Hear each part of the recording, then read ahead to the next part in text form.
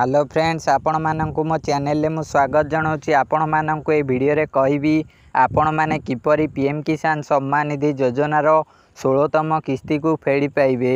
जदि आपण माने पीएम किसान सम्मान निधि योजना रे 16तम किस्ती को पाई नांती तेबे आपण माने पीएम किसान सम्मान निधि योजना रे 16तम किस्ती को किपरि फेरी पाइबे एहा विषय रे आपण माननकु कहबी। जदि आपण माने ए योजना रे ए पर्यंत किस्ती पाई नांती 16तम किस्ती तेबे आपणकर निश्चय कोनोसी प्रॉब्लम थिबो। जदि आपणकर केवाईसी प्रॉब्लम कि लैंड सेंडिंग प्रॉब्लम कि आधार बैंक अकाउंट सेंडिंग प्रॉब्लम रही तेबे एहा को सॉल्व करंतु।